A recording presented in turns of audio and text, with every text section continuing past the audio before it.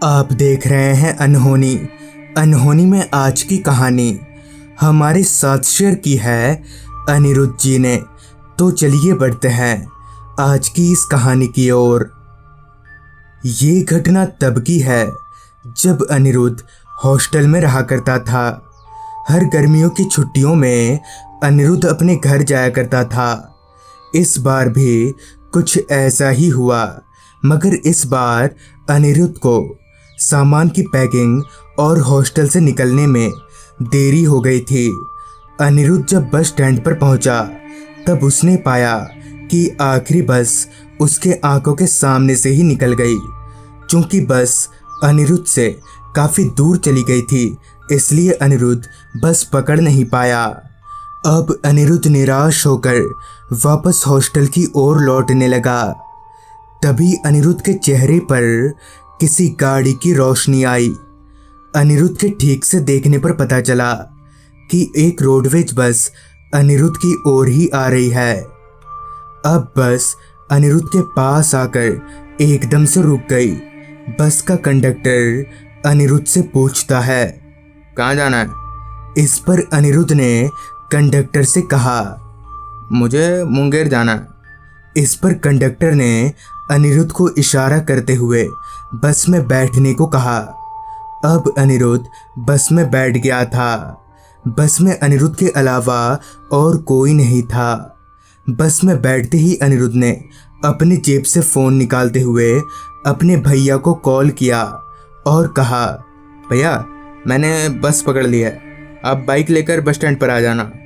इस पर अनिरुद्ध के भैया ने फ़ोन रखते हुए कहा, ठीक है मैं आ जाऊंगा। अभी अनिरुद्ध की बात खत्म हुई ही थी कि तभी बस में अचानक से अंधेरा छा गया। उसके कुछ देर बाद जब अंधेरा छटा तब अनिरुद्ध ने पीछे देखा तो पाया कि एक औरत अनिरुद्ध के पीछे वाली सीट पर बैठी हुई है। ये देखकर अनिरुद्ध सोचने लगा कि ये औरत तो पहले बस में नहीं थी, ये अचानक ही कहाँ से आ गई। यही सोचकर अनिरुद्ध थोड़ा डर गया था। खैर अब अनिरुद्ध का स्टॉप बस आ ही गया था। अब अनिरुद्ध पैसे देने के लिए कंडक्टर के पास जाने लगा, मगर जैसे ही वो कंडक्टर के पास गया तो पाया कि उसके जेब में तो पर्स है ही नहीं। तब अनिरुद्ध को याद आया कि पैकिंग करते वक्त उसने अपना पर्स बेड पे रखा था और शायद वो पर्स लेना ही भूल गया। कंडक्टर ने भी अनिरुद्ध से किराया नहीं मांगा। अब अनिरुद्ध बस से उतर चुका था। जहां अनिरुद्ध उतरा था वहां अनिरुद्ध के अलावा और कोई नहीं था। अनिरुद्ध वहीं बैठ जाता है। अनिरुद्ध जब अपनी दाईं ओर मुड़ता है तब वह देखता है कि वो औरत जो बस में बैठी हुई थी वही औरत अब अनिरुद्ध के बिल्कुल पास में बैठी हुई है।